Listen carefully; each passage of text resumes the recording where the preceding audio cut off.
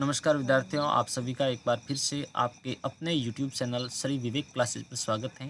आज हम लेकर आ गए last and final practice paper board examination paper 2026 के लिए इंग्लिश विषय का बहुत ही इम्पोर्टेंट पेपर क्लास 5 के विद्यार्थियों के लिए। तो विद्यार्थियों, आपको इस वीडियो को कंप्लीट देखना है और पूरे पेपर को सही ढंग से समझना है। हम यहाँ पर आपको एक एक क्वेश्चन बड़ी बारीकी से समझाने वाले। तो चलिए अब स्टार्ट करते हैं। तो एग्ज़ाम पेपर आपको हल करने के लिए विद्यार्थियों टाइम मिलेगा एग्ज़ाम में आपको 2.5 घंटे का, और ये पूरा पेपर आपके 80 अंकों का रहने वाला है। यहाँ पर हम शुरुआत करते हैं सेक्शन फर्स्ट से, जिसके अंदर आपके लेक्सिकल आइटम दिए गए हैं और ये आपके 7 क्वेश्चन हैं और प्रत्येक क्वेश्चन आपके एक एक अंक का रहेगा। तो यहाँ पर लिखा गया है कि choose the correct answer from the given options, यानी यहाँ पर आपको जो ऑप्शन दिए गए हैं उनमें से जो राइट ऑप्शन है उसका आपको चयन करना है। तो अब हम क्वेश्चन फर्स्ट को हल करते हैं कि choose the word which has a different sound of the underlined letters, यानी जो अंडरलाइन किया हुआ लेटर है वो किस वर्ड में अलग ध्वनि दे रहा है, इसकी आपको पहचान करनी है। तो हम देखते हैं कि अंडरलाइन किया हुआ है डबल ओ को, तो आपको डबल ओ पर ही फोकस करना है कि डबल ओ किस वर्ड में अलग ध्वनि देता है। तो यहाँ पर लिखा गया है मून, इसे हम पढ़ते हैं सुन, और यहाँ पर इसको पढ़ते हैं हम फूड, और यहाँ पर इसको हम पढ़ते हैं ब्लड। तो अलग ध्वनि किस में आई है? डी ऑप्शन में अलग ध्वनि आ रही है। यहाँ पर डबल ओ को अ की ध्वनि दे रहा है, इसे हम पढ़ते हैं ब्लड। तो option number D is the right answer. Second question है कि चूज दी सिमिलर मीनिंग। सिमिलर मीनिंग का मतलब होता है पर्यायवाची शब्द, यानी इसका एक और वर्ड होता है जिसे हम इसको सिनोनिम्स बोलते हैं, यानी पर्यायवाची शब्द। तो आपको सिमिलर मीनिंग यानी समान अर्थ रखने वाली स्पेलिंग ढूंढनी है, जो है स्मॉल। स्मॉल का सिमिलर आपको ढूंढना है। तो स्मॉल का मतलब होता है छोटा। तो यहाँ पर हम देखते हैं यूज, यूज का मतलब होता है विशाल, बिग का मतलब भी होता है विशाल या बड़ा, टिनी का मतलब होता है छोटा, और टॉल का मतलब होता है लंबा। तो वो स्मॉल का मतलब छोटा और टिनी का मतलब भी होता है छोटा। तो option number C is the correct answer, क्योंकि स्मॉल और टिनी दोनों ही एक ही अर्थ दे रहे हैं। उसके बाद में क्वेश्चन नंबर है थर्ड, जिसके अंदर आपको विद्यार्थियों प्रीपोजिशन यूज करना है। तो यहाँ पर लिखा गया है कि द बॉय जंपड, यानी लड़का कूदा, ब्लैंक द रिवर, यानी नदी में। तो यहाँ पर इनकी जो लोकेशन है, पहले मान लो यहाँ पर ये आपकी एक नदी है और यहाँ पर लड़का खड़ा था और अब ये इसके अंदर कूदा है। तो इसकी जो लोकेशन है, उसकी जगह है वो चेंज हो रही है, बाहर से ये अंदर की तरफ जा रहा है। तो ऐसी स्थिति में हम प्रीपोजिशन इनटू यूज करते हैं। कौन सा? इनटू।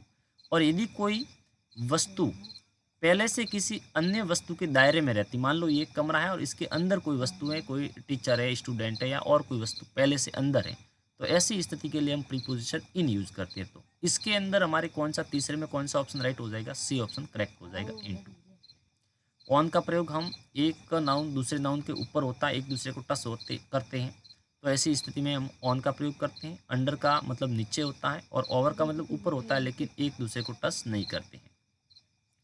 उसके बाद में क्वेश्चन नंबर फोर्थ है, चूज द करेक्ट प्रीफिक्स। अब एग्जाम में आपके प्रीफिक्स भी पूछ लिया जाता है या फिर सफिक्स। प्रीफिक्स का मतलब होता है कि वह वर्ड जो किसी अन्य वर्ड के आगे लगता है, और सफिक्स होता है वो किसी वर्ड के अंत में लगता है। तो आपको सही प्रीफिक्स लगाना है काइंड के लिए। तो काइंड के लिए प्रीफिक्स यानी इसके आगे लगने वाला वर्ड है। तो मिस काइंड तो होता नहीं, डिस काइंड होता नहीं, अनकाइंड, ये आपके राइट हो जाएगा। Option number C is the correct answer, unkind. उसके बाद में क्वेश्चन नंबर है 5, Ram blank Shyam are best friend. यहाँ पर आपको कंजक्शन वर्ड यूज़ करना है, मतलब दो कार्य होते हैं या दो सब्जेक्ट होते हैं, उनको जोड़ने के लिए जो वर्ड होते हैं उसे हम कंजक्शन वर्ड कहते हैं। तो राम और श्याम दो आपके सब्जेक्ट है, इन दोनों को जोड़ने के लिए हम किसका प्रयोग करेंगे? एंड का प्रयोग करेंगे, है ना। तो ऑप्शन नंबर सी है जो हमारा करेक्ट हो जाएगा, यानी राम और श्याम आर बेस्ट फ्रेंड, यानी राम और श्याम अच्छे मित्र हैं। उसके बाद में नेक्स्ट क्वेश्चन नंबर 6 है, Maharana Pratap was a blank king, यानी महाराणा प्रताप एक राजा थे, तो कैसे राजा थे? बैड यानी बुरे थे, फेमस यानी प्रसिद्ध थे, वीक यानी कमजोर थे, पुलिस यानी मूर्ख थे।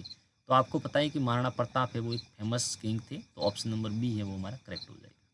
नेक्स्ट क्वेश्चन नंबर 7 है, the elephant is a big animal, choose the adjective. ये जो आपके सेंटेंस दिया गया, the elephant is a big animal, ये जो सेंटेंस दिया गया इसके अंदर आपके एडजेक्टिव हैं, यानी विशेषण, वो आपके क्या हैं? विशेषण शब्द वो होते हैं जो किसी नाउन की या फिर किसी क्रिया होती है उसकी विशेषता बताते हैं। तो यहाँ एनिमल की विशेषता कौन बता रहा है? बिग, है ना, कि जो एनिमल है, एलिफेंट जो एनिमल है वो बड़ा है। तो बड़ा है वो एक उसकी विशेषता है। तो बिग हमारा हो जाएगा एडजेक्टिव। तो ऑप्शन कौन सा राइट हो जाएगा, सी ऑप्शन में बिग लिखा हुआ है, तो C option is the correct answer. Next अब हम सेक्शन सेकंड को हल करेंगे, जिसके अंदर आपके ये सेक्शन जो आपके सेकंड ये आपके पूरा पूरा 27 अंकों का रहने वाला है। तो इसके अंदर भी आपके ग्रामर से रिलेटेड आपकी बुक के अंदर जो ग्रामर है उनके रिलेटेड ही क्वेश्चन किए जाएंगे। तो यहाँ पर 8वां क्वेश्चन है, arrange the jumble letter to make meaningful words. यानी यहाँ पर जो जम्बल लेटर यानी उल्ट पुल्ट अक्षर दिए गए उनको सही क्रम में रख के आपको सही स्पेलिंग बनानी है। तो यहाँ पर लिखा गया OLSCOS, तो इसको यदि हम सही क्रम में रखते हैं तो ये हमारे स्पेलिंग बनती है स्कूल की, है ना। उसके बाद में इसको यदि हम सही क्रम में रखते हैं तो ये स्पेलिंग हमारी बनती है फादर की। नेक्स्ट 9वां क्वेश्चन है, right the opposite of the given word. आपको ओपोजिट देना है। ओपोजिट का मतलब आप जानते हैं विलोम शब्द। तो पुअर का मतलब होता है गरीब, तो इसका ओपोजिट क्या हो जाएगा, रिच। रिच यानी धनवान। उसके बाद में सेकंड है रॉन्ग। रॉन्ग का मतलब होता है गलत, तो इसका ओपोजिट क्या हो जाएगा, राइट। रॉन्ग यानी गलत, तो राइट यानी सही। विद्यार्थियों एग्जाम के अंदर आपके मिसिंग लेटर वाले वर्ड हैं वो भी आ सकते हैं, क्वेश्चन के अंदर आ सकते हैं। मिसिंग वर्ड में क्या होता है कि जैसे मान लो एक मैं आपको यहाँ समझा देता हूँ। जैसे यहाँ पर मैंने लिख दिया R ब्लैंक GST, तो यहाँ पर आपके एक लेटर है वो मिस है, तो यहाँ पर कौन सा लेटर आएगा, आई। तो इस प्रकार के आपके क्वेश्चन पूछे जा सकते हैं। तो इनमें से जो आपके अध्यायों के अंदर इंपोर्टेंट स्पेलिंग है उनको याद कर लेना, उससे रिलेटेड आपके कुछ क्वेश्चन बन सकते हैं। उसके बाद में क्वेश्चन नंबर 10 है, fill in the blank with appropriate word from the bracket. यानी यहाँ पर जो ब्रैकेट के अंदर वर्ड दिए गए इन्हीं वर्डों का प्रयोग करते हुए यहाँ पर आपको सेंटेंस दिए गए उनको पूरा करना है। या आपके हेल्थ से रिलेटेड या फिर आपके मतलब हमारे पर्यावरण से रिलेटेड हो सकते हैं, जहाँ पर रेगुलर हमें काम करना पड़ता है, या फिर ये रोड सेफ्टी से संबंधित भी हो सकते हैं। ठीक है, तो ये तो फिक्स ही है। तो यहाँ पर फर्स्ट लिखा गया कि we should keep our classroom, यानी हमें अपनी जो क्लासरूम होता है, अपना जो कक्षा होती है उसको रखना चाहिए। तो कैसा रखना चाहिए, साफ रखना चाहिए। तो यहाँ पर आ जाएगा आपके क्लीन। क्या आ जाएगा, क्लीन, ये वाली स्पेलिंग, क्लीन मीन्स साफ। उसके बाद में सेकंड है always blank on the left side of the road. यानी always on the left side on the road, यानी रोड के हमें लेफ्ट साइड में चलना चाहिए, है ना। तो यहाँ पर आ जाएगा वॉक, चलना चाहिए या फिर ड्राइव करना चाहिए। तो यहाँ पर इसमें ड्राइव का तो ऑप्शन है नहीं, वॉक का है, तो यहाँ पर वॉक आ जाएगा। थर्ड है द लॉयन लाइव्स इन, यानी शेर रहता है, शेर है वो कहाँ रहता है, फॉरेस्ट यानी जंगल में रहता होगा, रोड पे तो थोड़ा ही रहता है। तो यहाँ पर हमें हमारे आ जाएगा फॉरेस्ट आ जाएगा, ठीक है ना। ऑलवेज, यहाँ पर मैं देखता हूँ इसको दोबारा, always walk on the left side of the road. हाँ, ये एकदम आपके करेक्ट ही है। नेक्स्ट क्वेश्चन नंबर आपके जो 11वां रहेगा उसमें बताया गया है कि टिक राइट T4 और ट्रू एंड F4 फॉल्स। यानी यदि गलत है तो टी के ऊपर आपको टिक करना है, और गलत है सही है तो टी के ऊपर टिक करना है, और गलत है तो F के ऊपर टिक करना है। यहाँ पर पहला लिखा गया कि we should brush our teeth daily, यानी हमें अपने दांतों को डेली ब्रश की सहायता से साफ करने चाहिए। तो ये बात इसकी सत्य है, तो यहाँ पर लिखा गया है टी। उसके बाद में सेकंड क्वेश्चन है, cutting trees in good for nature. यानी जो पेड़ों की कटाई हो रही है ये हमारे नेचर के लिए अच्छा है। तो ये बिल्कुल गलत है, क्योंकि यदि पेड़ों की कटाई हो रही तो ये हमारे नेचर के लिए अच्छा नहीं है, हमारी प्रकृति के लिए अच्छा नहीं है। तो यहाँ पर हमने एफ लिखा है। नेक्स्ट क्वेश्चन है कि we must follow traffic signals, यानी हमें जो ट्रैफिक के सिग्नल होते हैं उनको फॉलो करना चाहिए। तो ये बात इसकी बिल्कुल और बिल्कुल करेक्ट है। उसके बाद में 11वीं का फोर्थ क्वेश्चन है कि throwing garbage in the open is a good habit. यानी गुड हैबिट यानी जो भी कागज़ होता है, कचरा होता है, उसको खुले में फेंकना एक अच्छी आदत है। तो ये बिल्कुल गलत बात है, क्योंकि कचरे को खुले में नहीं फेंकना चाहिए, उसको डस्टबिन में डालना चाहिए। अब नेक्स्ट क्वेश्चन है हमारे 12वां, जिसके अंदर आपके आर्टिकल यूज करने हैं। आर्टिकल हमारे 3 होते हैं, ए एन या द। तो अधिकतर आपके ए एन और द यही आते हैं आर्टिकल। तो यहाँ पर हमारे लिखा गया है कि आई सा ब्लैंक ओल ऑन द ट्री। अब विद्यार्थियों मैं आपको एक बात बता दूं कि जो आर्टिकल होते हैं वो इस रिक्त स्थान के जस्ट बाद वाले वर्ड के ऊपर डिपेंड करता है। ये वर्ड है यदि प्रथम अक्षर की ध्वनि स्वर से निकलती है, यानी अ से अ के बीच में निकलती है उच्चारण करते समय, और यदि इसकी प्रथम अक्षर की ध्वनि उच्चारण करते समय व्यंजन से निकलती है, यानी क से ग के बीच में, तो हम आर्टिकल ए यूज करते हैं, और स्वर से निकले तो आर्टिकल एन यूज करते हैं। तो इसको हम पढ़ते हैं आउल। आउल यानी इसका प्रथम अक्षर की ध्वनि है ना, वो किससे निकल रही है, स्वर से निकल रही है, वॉवेल से आ रही। तो इसी कारण से यहाँ पर हमारा आर्टिकल आ जाएगा एन। और यहाँ पर सेकंड है the sun rises in blank east. यहाँ पर ये क्या है, ईस्ट। ईस्ट क्या है, एक दिशा है। तो दिशाओं से पहले हमेशा आर्टिकल कौन सा आता है, द आता है। दिशाओं से पहले आर्टिकल कौन सा आता है, द आता है। इस बात का ध्यान रखना है। मैंने प्रत्येक प्रैक्टिस पेपर में इंपॉर्टेंट पॉइंट आपको बताए हुए कि आर्टिकल द कहाँ यूज होता है, आर्टिकल ए, आर्टिकल एन का यूज होता है, बताया हुआ है। उनको अवश्य जाके चेक कर लेना। उसके बाद में यहाँ पर 13वां क्वेश्चन हमने लिया है कि match column A with column B. Column A को कॉलम बी के साथ मिलाना है। एग्जाम में ऐसा सवाल जरूर पूछा जाएगा। तो यहाँ पर लिखा गया है कि a palace where we live, यानी एक वह जगह जहाँ पर हम रहते हैं, तो उसे हम क्या कहते हैं, होम कहते हैं। तो ये आ जाएगा, होम से मिलान करेगा। उसके बाद में द कलर ऑफ ग्रास, यानी जो ग्रास यानी घास होती है उसका कलर कैसा होता है, तो उसका कलर होता है ग्रीन। तो ये ग्रीन से मिलान करेगा, है ना। और ग्रीन यहाँ पर लिखा गया है, तो ये यहाँ से मिलान करेगा ग्रीन से, ठीक है ना, ऐसे। उसके बाद का पॉइंट पर हम चलते हैं जो हमारे लिखा गया है, a person who flies an aeroplanes, यानी एक जो व्यक्ति होता है वो एक एरोप्लेन को उड़ाता है, चलाता है, उसे हम क्या कहते हैं, उसे हम पायलट कहते हैं। तो ये हमारे इससे मिलेगा, पायलट से, यहाँ से पायलट से मिलेगा, ठीक है। उसके बाद में opposite of star, start. Start का ऑपोजिट, स्टार्ट यानी शुरू करना, तो बंद करने को या रोकने को क्या बोलते हैं, स्टॉप। तो ये इससे मिला करेगा। उसके बाद में है a person who teaches in school, एक जो व्यक्ति होता है वो स्कूल में पढ़ाता है, उससे हम बोलते हैं टीचर, है ना। तो ये टीचर से मिला करेगा। अब नेक्स्ट क्वेश्चन पर हम लेकर आपको चलते हैं। तो यहाँ पर लिखा गया है कि complete the passage by fill in the blanks, यानी आपको एक पैसेज दिया गया, इस पैसेज को पूरा करना है इस ब्रैकेट के अंदर दिए गए वर्डों का उपयोग करते हुए। तो यहाँ पर लिखा गया है कि इस पैसेज को पढ़ेंगे तभी पता लगेगा कि कौन से रिक्त स्थान में कौन सा वर्ड उचित बैठेगा। तो यहाँ पर इट वॉज अ लवली, यह बहुत ही लवली यानी सुंदर, ब्लैंक यानी बहुत ही सुंदर। तो ये क्या हो सकता है, गार्डन, एक बहुत ही सुंदर गार्डन। हाँ बिल्कुल, गार्डन भी हो सकता है, लेकिन यहाँ पर ये लवली, तो यहाँ पर हमारे आ जाएगा इवनिंग। क्या आ जाएगा, इवनिंग आ जाएगा, लवली इवनिंग, EVENING। ये बहुत ही अच्छी शाम थी, है ना। Many were playing in the, many यानी कहीं, कहीं क्या हो सकते हैं, चिल्ड्रन हो सकते हैं, फ्रेंड्स हो सकते हैं। तो यहाँ पर आ जाएगा मैनी फ्रेंड्स हम लिख देंगे, या मैनी चिल्ड्रन भी लिख सकते हैं। Many children were playing in the garden, यहाँ पर आ जाएगा आपका गार्डन, GARDEN, गार्डन। उसके बाद में they were all happy and they were good friends. तो यहाँ पर वो सब खुश थे और वो अच्छे दोस्त भी थे। तो यहाँ पर हमारे आ जाएगा फ्रेंड्स, ठीक है। यहाँ पर हमारे फ्रेंड्स आ जाएगा और यहाँ पर आ जाएगा चिल्ड्रन, ये ध्यान रखना। उसके बाद के क्वेश्चन पर हम चलते हैं, जो पार्ट हमारा थर्ड रहने वाला है, सेक्शन थर्ड है। अब सेक्शन थर्ड होगा, उसके अंदर आपके 2 पैसेज पूछे जाएंगे और दोनों ही पैसेज आपके 15-15 अंक के होंगे, है ना। अब विद्यार्थियों, आपको एग्जाम में यदि समय मिलता है, वैसे समय अवश्य आपको मिलता ही है, तो आपको क्या करना है कि पहले पैसेज को सही ढंग से पढ़ना है और उसको समझने की कोशिश करना है। मान लो आपको किसी वर्ड का हिंदी अनुवाद नहीं आ रहा है या समझ में नहीं आता है, तो उसको इंग्लिश में समझ लो। जैसा भी हो रहा है उसको पढ़ना ज़रूर है, जितना आप हो सके उतना समझने की कोशिश करना है। और इसका कोई भी क्वेश्चन है उसको छोड़ना तो बिल्कुल ही नहीं है। तो वीडियो को पॉज करके इसको पढ़ लो। ये आपके एम्परर आइज लिट अप, यानी ये आपके उस सम्राट और जो सोनार हैं उनकी कहानी उस चैप्टर से लिया गया है ये। तो यहाँ पर मैं आपको क्वेश्चनों के आंसर की तरफ लेके चलता हूँ। यहाँ पर पहला क्वेश्चन है हमारा कि हुज आइज लिट अप, यानी किसकी आंखें समक उठी। तो राजा की आंखें समक उठी, सम्राट की। The emperor's eyes lit up, यानी उस सम्राट की आंखें हैं उसमें समक आई थी, वो समक उठी थी। उसके बाद का क्वेश्चन है हमारे, why does the emperor think it to be perfect, यानी एम्परर ये क्यों चाहता था कि वह एकदम परफेक्ट है, उसकी ऐसी सोच क्यों थी।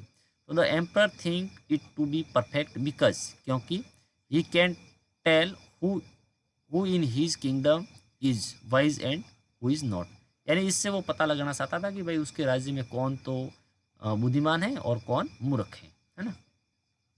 नेक्स्ट आपके राइट प्लूरल, आपको प्लूरल फॉर्म देनी है। तो आई का प्लूरल होता है आइस, क्योंकि अंत में ई है तो एस लग जाएगा। यहाँ पर ज्वेल है तो ज्वेल का आपके हो जाएगा ज्वेल्स, है ना। ये भी आपके सब जो पैसेज से रिलेटेड क्वेश्चन है उन सभी के आंसर आपको पैसेज के अंदर से देने हैं, बाहर से कोई आंसर आपको लिखने की आवश्यकता नहीं। नेक्स्ट क्वेश्चन है what order was given to the goldsmith, यानी गोल्ड मिच यानी जो सुनार थे उनको क्या ऑर्डर दिया गया।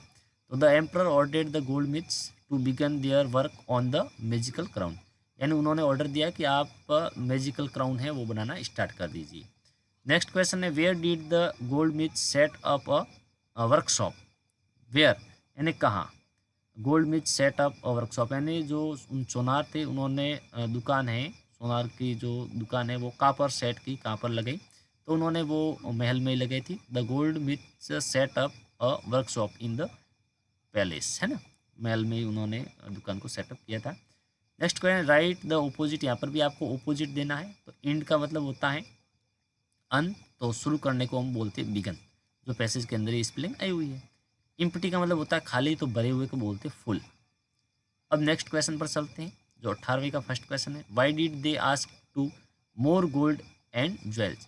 यानी ये सुनारों ने कहा था कि भाई हमें और भी सोना और ज्वेल्स चाहिए। तो ये भाई क्यों, ज्वेल्स मतलब हीरे मोती जवाहरात, तो ये उन्होंने और भी मांगे थे। तो क्यों मांगे थे, क्योंकि यहाँ पर देखो इसका आंसर है पैसेज के अंदर इसका आंसर दिया गया है। They asked for more gold and jewels claiming they needed the finest material for the magical crown, क्योंकि उनको उस मैजिकल क्राउन को बनाने के लिए और भी मटेरियल की आवश्यकता थी, इसी कारण से। नेक्स्ट है how did they pretend to work, to work यानी उन्होंने वो काम करने का नाटक कैसे किया, क्योंकि रियल में तो उन्होंने कोई मुकुट बनाया ही नहीं था।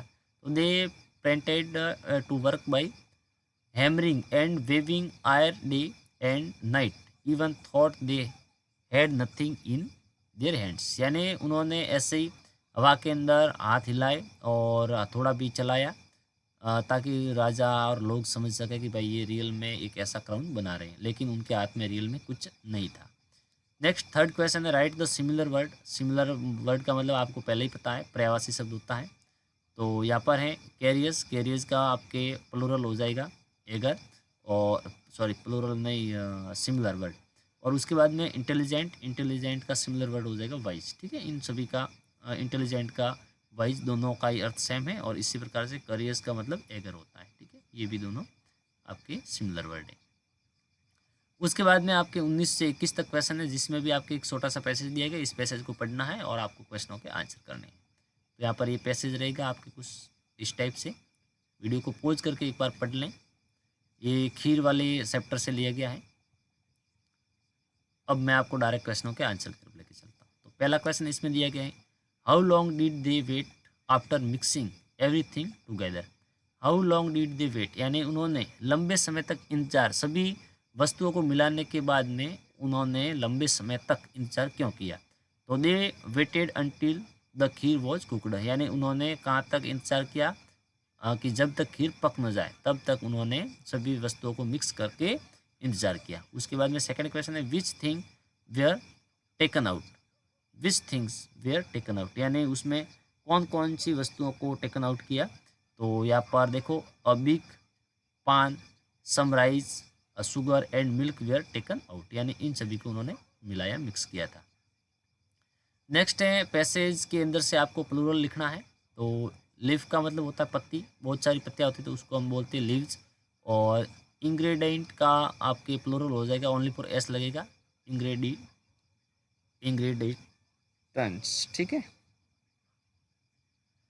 उसके बाद में 20वां क्वेश्चन है how would they know if the kheer was ready. उन्होंने कैसे पता लगाया कि भाई खीर पक गई या नहीं पकी। तो ये कैसे पता लगाते हैं, तो टेस्ट करके पता लगाते हैं ना। तो they decided to taste it to know if it was ready, कि भाई ये तैयार हुई या नहीं हुई, इसका पता कैसे लगाएं, उनको टेस्ट करके। उसके बाद में सेकंड क्वेश्चन है इसका कि why did Hema frown when she tasted the kheer, यानी हेमा ने जब भी उस खीर को टेस्टेड किया तो उसने अपना मुंह है वो कुछ अलग तरीके से डिजाइन में बना दिया, मतलब मुंह ऐसे घुमाया, वैसा कुछ ना कुछ उसने अलग तरीके से मुंह बनाया। तो ऐसा क्यों। तो Hema frowned because the kheer was very bland, या क्योंकि वो खीर थी ना वो बिल्कुल स्वाद रहित थी, मतलब कोई टेस्ट था ही नहीं उसमें, इसी कारण से उसने मुंह बनाया, है ना। उसके बाद का आपके क्वेश्चन है 20वें का तीसरा क्वेश्चन है read the passage and right opposite. इसमें भी आपको ओपोजिट देना है।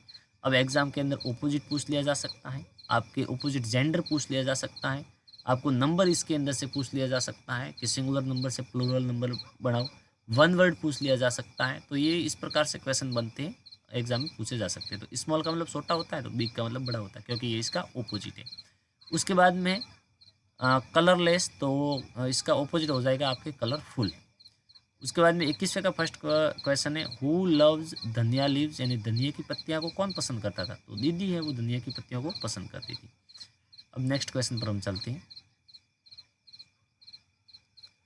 हाँ, how according to Hema did didi make kheer tasty, यानी हेमा और हेमा के अकॉर्डिंग दीदी है वो खीर कैसे टेस्टी बनाती थी? तो अकॉर्डिंग टू हेमा, यानी हेमा के अनुसार दीदी made the kheer tasty by adding colourful things like green, yellow and red item, यानी वो टेस्टी खीर बनाने के लिए उसमें क्या क्या कलरफुल आइटम मिलाती थी, जैसे ग्रीन आइटम कुछ मिलाती थी, जैसे धनिया की पत्ती वगैरह हो गई, येलो टाइप के आइटमें मिलाती थी, वो रेड टाइप कलर की भी आइटमें उसमें मिलाती थी। इसी कारण से उसकी जो खीर होती थी वो बहुत टेस्टी बनती थी। उसके बाद में लास्ट क्वेश्चन है, read the passage and right similar word, इसमें भी आपको सिमिलर वर्ड देना है। तो टेस्टलेस का मतलब होता है बिना स्वाद का, तो जिसे हम ब्लाइंड बोलते हैं, स्वाद रहित।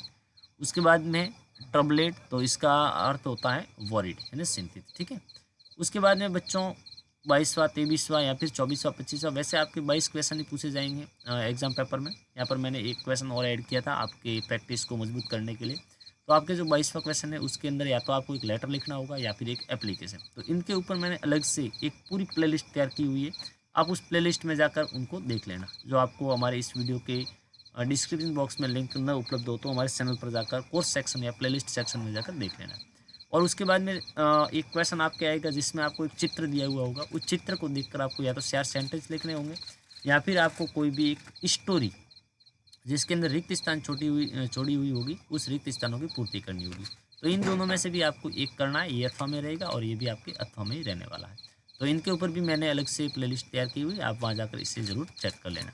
यदि अभी तक आप वीडियो देख रहे हैं और वीडियो को आपने अंत तक देखा है तो कमेंट बॉक्स में जय हिंद अवश्य लिखें। तो मैं आपको जय हिंद बोल रहा हूँ, क्योंकि अब हम आपसे मिलेंगे किसी और वीडियो में। तब तक के लिए आप सभी को हमारी तरफ से जय हिंद, वंदे मातरम।